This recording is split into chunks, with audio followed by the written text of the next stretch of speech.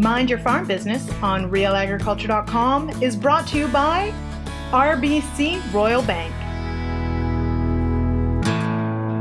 Welcome to the Mind Your Farm Business podcast. I'm Sean Haney, your host. Mind Your Farm Business is brought to you by RBC Royal Bank. You know, when you go to trade show, no matter where you are in Canada, I'm betting that you are seeing a crazy amount of technology being thrown your way. Buy this, use this.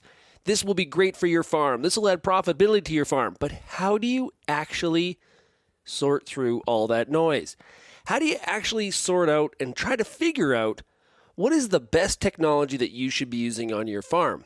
Otherwise, you're just chasing that next thing. You're on the technology treadmill. This week's guest on the Mind Your Farm Business podcast is Rob Saik. Rob's a tech enthusiast, tech entrepreneur, and really just a lover of trying to make sure he understands what the next great thing is. Here's my conversation with Rob Saik.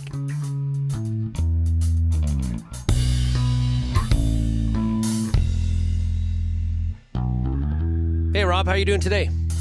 Oh, doing great, Sean. Just got back from Abundance 360 with Peter Diamandis in Los Angeles. I go every year to catch up on what's new in technology from around the world. My head is kind of spinning this morning. Yeah, you know what? There is so much technology being thrown around, new innovation all the time. And that's not just in agriculture, across all industries. So, you know, today, as I mentioned, we're going to talk about how to make the decision on how to implement technology on the farm. Because, you know what? You could be on the bleeding edge, and being on the bleeding edge means you're costing yourself money at times.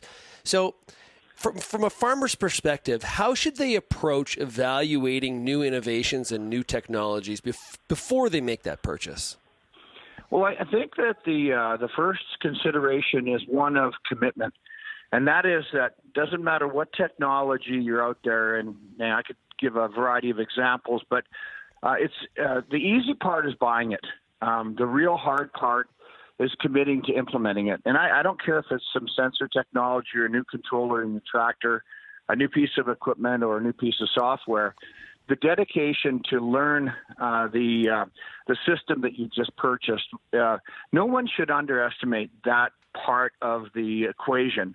One thing is to cut the check. The other thing is to cut the commitment to that technology. What I mean by cut, I mean commit to it. And I think that's the first place to think about. If you're not prepared to commit to the technology in terms of learning, then you'll find yourself frustrated. That's just number one of I think a bunch of things I think farmers need to think about. Yeah, that's a really good point, because, you know, it's one thing, you know, whether it's even like any piece of software, buying it and saying, hey, I'm going to do this is really the easy part. It's the commitment to the process and to whether it's to learn new habits or new skills or even just the routine of using it and really getting the full value out of that new technology. Well, you know, I that's exactly true. I mean, all of us have Windows, Microsoft Office. We have Word. We have Excel. We're only using 10% of Excel. Any given person, even a good user, is only using 10% of Excel. So when you pick up one of these farm platforms, and I just sold AgriData to Trimble, and so I know that product intimately. It's a great product, Trimble Ag software. You've got Farmer's Edge, you've got Decisive Ag, you've got FieldView, you've got Granular, you've got all of these different platforms that exist in the marketplace, and all of them have pluses and minuses. And you know, the real challenge would be for a farmer to do a deep dive and assess all the pluses and minuses of each one of the platforms. That's a major step, and I think we need to do that as an industry. I think we need to have some unbiased people plugging data into all these platforms to provide a farmer feedback as to what each one is capable or not capable of doing. But even after you do that, you have to commit to putting in your field records, getting your shape files in so your boundaries are in position. Because once you do that, the heavy lifting, and that really should be done now in the wintertime. We really should be, if you're going to embark on a software type of an adventure, you're gonna put that into your system. You have to make that decision in the wintertime. You have to load up your shape files, your field records, legal descriptions. You have to load up your crop rotation records. Without that information, you're not going to be pulling the value out of the software program, and you're going to be frustrated.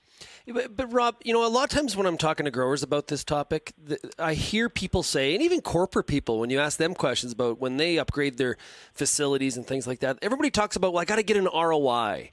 But when you dig a little bit deeper, a lot of people, I don't think, have it really quite figured out or a plan on how they actually are going to measure. What return or what value did implementing that technology, what value did it actually have? I think that's a really hard piece of this whole process. Well, I think the first place to start in that regard is asking yourself good questions. Like, ask yourself, what is it that I don't know about my farm now that I'd like to know as a result of implementing the technology? Again, going back to software, do I really understand my fixed cost per acre? Because unit cost per production of a ton of corn or soybeans or bushel of canola or wheat comes down to the total number of units you produce divided by your variable and fixed costs. Most farmers have a handle on their variable costs, but fixed costs a bit of an enigma out there. And so the first question I would ask is, as a result of adopting this new technology, will I really truly understand my fixed costs? Or if you're going to implement sensor technology like moisture sensors, if I implement moisture sensors in my farming operation, will I make different decisions because of them? And so we've got farmers out there today that have been playing with new moisture sensor technology. The moisture sensors tell the farmer there's more moisture in the soil than he believes, and he doesn't trust the data, so therefore he doesn't act. So what's the point of having all of this investment in technology if you don't trust the data? So again, a learning curve, right, Sean? Yeah, absolutely. And I think sometimes it's okay to just say, and just be honest and say, yeah, I bought this technology. I bought this and I've used it. And to be honest with you, I can't justify it, but I think it's super cool. I think once in a while it's okay to do that too. Well, that and Sean, I've got drawers full of stuff that I have bought over the years that doesn't work. I've got equipment that I bought over the years that doesn't work, and so it's not without some pain and some investment. And I use the word investment. So I bought all kinds of scanners and devices that in the end didn't do what I wanted them to do. And I think another thing a farm needs to do is set up a technology budget. And that is a budget that you're going to deploy each and every year to learn something new. That could include course fees that you pay to upgrade yourself, but it certainly should include money for technical stuff or technology that you're buying, knowing that you'll throw some of it away because not all of it meets your needs. We're going to get back to the rest of my conversation with Rob Saik, but first a word from our sponsor, RBC Royal Bank. Today's producers are thinking hard about where they want to go and what moves to make to get them there. A business plan is your roadmap to success. Without one, it's easy to get lost along the way. You can count on the services and expertise RBC offers to help you meet your business goals and chart a course to success.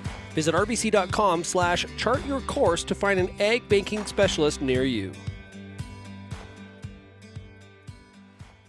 Rob, you've been to farm shows all across the world. I have as well. And, whether it's your local show or one overseas, when you walk around, it's actually mind-boggling, all of the different technologies and innovations being thrown at the grower. Just that, what should I actually do to get to that purchase decision? It can be a pretty noisy space. Oh, it's a very, very noisy space. And there's lots of great people working at it, and there's a lot of vaporware out there. And what I mean by that is there's a lot of people, a lot of companies out there that can show you really good PowerPoint presentations, but when it comes to implementing it in your business and farm and making it work, well, that's another thing. That's where rubber meets road, and a lot of times that PowerPoint presentation doesn't translate into the technology working on the farm. Okay, so how do I bust through that? How do I penetrate through that so I avoid vaporware? Well, I think that's one of the challenges of the industry right now, and I think that one of the things the industry is lacking right now is systems integrators. And what I mean by that, it means it's people who have the ability to look at a number of different technologies and assess them, and then do a breakdown of what the pluses and minuses are. I think we've got a good example in Tom Wolf. Tom does. He's renowned for his sprayer expertise. He probably looks at all kinds of different technologies, and at the end of the day, kind of breaks this thing down into pluses and minuses and can provide some advice for farmers. And I think we need more of them, and there are precious few. I don't think this is an easy answer to the question you posed. Yeah, I can see that because I think a lot of people go to experts like, a Tom Wolf as an example in sprayers and say like, okay, I want to do this. Give me top 3 areas to start and sort of do a bit of a filter. Like more filters. I think that's one of the when I hear integrators, that's exactly what I think of. Exactly, and somehow we've got to find a way to compensate those integrators for the work they do. Because it's not fair just to pick up the phone, and I get all the time, hey, can I have a cup of coffee with you? I want to pick your brain. Well, listen, I don't want my brain to be picked. I've been working 35 years in the industry. I want to get value for what I've learned as well. So I think we have to respect that. But I think that's a gaping hole in our industry right now. I use the word systems integrators. I think it's a pretty good word. We have to move in the direction where we have more of those.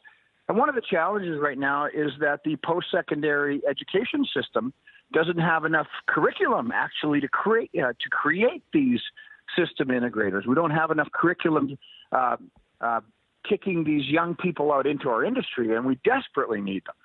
Hey, Rob, as you look back on your career, what's one or two of the really, really cool technologies that got implemented that have just really created a lot of value? Maybe at the time when they first came out, people were a little bit wishy-washy on it, were a little bit skeptical, but it's really worked out well. Well, there's two that jump out. One of them would be swath guidance, auto steer. That just jumps out at me. I mean, that's a technology that at first you have those bright light bars shining in your eyes in the middle of the night that's blinding you. But that technology, without doubt, has reduced overlap. And, it's really strange now when you fly around and you look down the field, you actually see a field that's crooked. And you go, that guy doesn't have auto steer, And so that one was without a doubt. Sectional shutoff to me is another one that goes right hand in hand with auto steer. I mean, a lot of the fields that farmers run have a lot of obstacles in them. So to be able to shut off the sections as it goes through the previously seeded area, I think is a really good thing.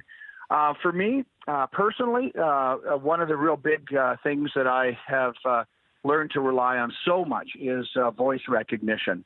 So I think that voice recognition has changed the way I've interfaced with a lot of technology, and it's made it a lot easier. I'm pretty good at using voice recognition. So those are some technologies on the farm side and on the personal side for me. So okay, let's flip it around. Can you think of a technology in agriculture where everybody had super high hopes and there was a lot of hype and it just really sort of flopped? Well, I think we're still struggling with the whole notion of precision agriculture, whatever that means. What I mean by that is the ability to apply different inputs at different parts of the field. I don't think we're struggling with the ability to do it. I think we're struggling with the ability to make sure that the science behind it is good. And I have a slide I use, and it's called Poor Agronomy plus Precision Agriculture equals Poor Agronomy Precisely Applied. And, That's good. I'm quite serious about that. I see a lot of guys, potentially chasing precision agriculture as like a shiny object, like a magpie chasing a shiny object, but forgetting that the underpinning of good precision agriculture is in fact really strong agronomy. So I think that if there's a failing in our industry right now, we're buying the tech, but we may not be spending enough time to understand again the people making the recommendations or supporting the agronomy and the underlying tech. I think that's an area still that is disappointing farmers. Okay, interesting thoughts there. So, you think about all the investment money that's poured into precision ag and this whole space of ag technology. Has that helped our industry? Has it given us enough time to develop some of these technologies? Because sometimes that money can be really, really short-term thinking. we're moving. I mentioned at the top, I just came out of Abundance 360 with Peter Diamandis. We gather every year. I've been going 6 years. We gather for 3 days every year and look at the technology. And I sat back and I'm still reeling from the event this year because I'm plugged in and I'm amazed at the speed at which the technology is moving, like the virtual reality, augmented reality, artificial intelligence, all those buzzwords, but it's really happening, and it's really happening fast. So I think that the agricultural sector must keep up to it. I think that the agricultural sector is vastly misunderstood. I don't think people understand how complex it is. In my mind, it's one of the most complex industries I've ever come across because you're fighting abiotic, biotic, and market pressures that move constantly.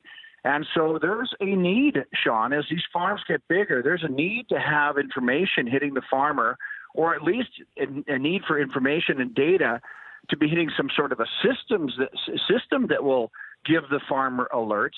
I mean, if you're farming 10,000 or 5,000 or 20,000 acres, you can't get over all the fields in real time. So sooner or later, some sensor technology's got to be implemented that will alert you of where you have hot spots on the farm. And I'm not talking about people telling you that, or sensors telling you that the crop is good. I want to know where there's an anomaly, where the crop is not good. And I think that's some of the real opportunities, and then eventually to be able to automate the application of the solution as we're working on, for example, with DOT and robotic farming. That's pretty cool stuff. Yeah, and don't be scared to do some test strips. I think that's when we're from an agronomic standpoint. Don't be scared to run the old side-by-side replicated trial. Well, it's one of the things that we were working on back in the Agritrend days is using thin strips in fields, multiple, you can turn your sprayer on, you can turn your sprayer off. You can do a couple passes with fungicide, couple passes without. You can grab that data from your combine monitor, and using that data in thin strip replications, you can actually get statistical numbers off of your farm. Not that hard. Again, it requires somebody who knows what they're doing a little bit, but that data is really relevant to a farmer because it's his data from his farm on his field in his ecosystem. I think that's really important stuff. Hey, Rob, this has been awesome. Always fun to talk to you, and we'll do it again very, very soon in the future. Yeah, you have a good weekend, Sean. Thanks for putting me on Real Ag. Rob's always full of not only great knowledge, but also a lot of energy. I really appreciate him joining us here on the Mind Your Farm Business podcast. If you're able to figure out what your objectives are, if you're able to sort out, okay, here's what we're trying to accomplish, is there something that it would assist us in making sure that we achieve it? Or are we just on that technology treadmill chasing the next great thing? You got to get in front of the technology. You got to get in front of it and really do a bit of an evaluation based on what do I need. You can send me your feedback by sending me an email to shaney@realagriculture.com. Once again, a big thanks to RBC Royal Bank for being our sponsor. And you can check out all of our great episodes of the Mind Your Farm Business podcast by going to mindyourfarmbusiness.com. Until next time, keep on minding your farm business.